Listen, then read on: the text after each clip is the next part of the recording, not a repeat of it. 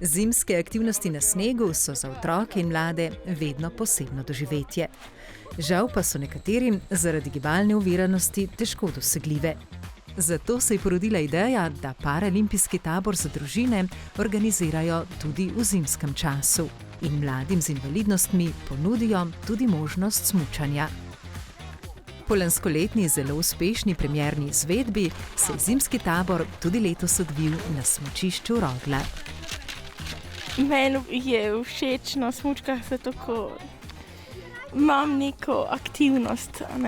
Smučanje mi je všeč zato, da lahko treniramo, da bom lahko zelo hitro smučal in da bom pravi smučar.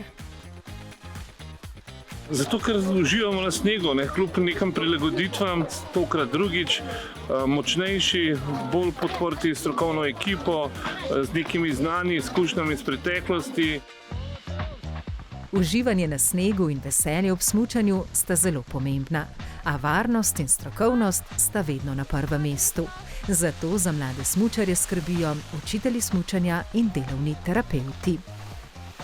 Na taboru poteka smučarski del razdeljen v dve skupini, ekipa sedečih smučarjev in ekipa stoječih smučarjev. Sam sem vpet v delo stoječimi smučarji. Sem opazil, da so res vsi otroci izredno nasmejani, zabavamo se, otroci imajo skozi občutek, da je nekdo od nas z njimi in največji užitek za nas je, ko zaključimo z smučarsko progo in gremo na sedežnico ali na vlečnico za nov spust, videti njihove nasmehe.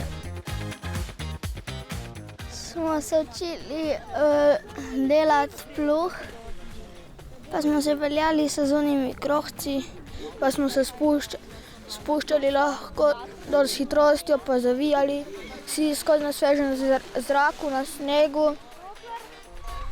Tisti, ki ne morejo samostojno smučati, pa so se preizkusili v vožnji z biskiji, katere lahko v celoti upravlja učitelj smučanja.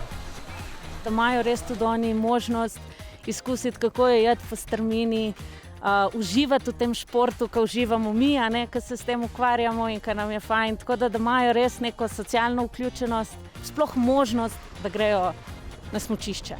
Da niso sam gledajo po televiziji in ali pa iz strani, ampak da so res čim bolj vključeni in imajo to izkušnjo. Ja, ful dobro je bilo.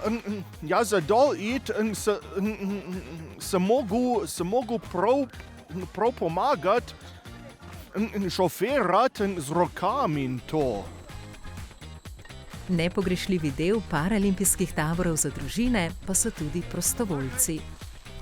Obe smo rade smučale že tudi prej, obe učiteljici smučanja. Smo pa prvič z otrocmi, ki so gibalno ovirani. Ja, res eno tako zelo pozitivno vzdušje.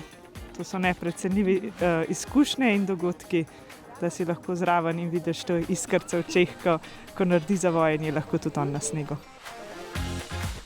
Lani sem bil na taboru na tem istem, drugače pa je že prej svojo mamico smučal.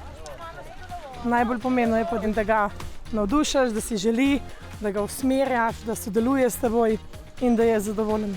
Smejeva se cel čas, šale zganjava. A ne, Jaka? A smo se imeli lepo? Ja. Odlično.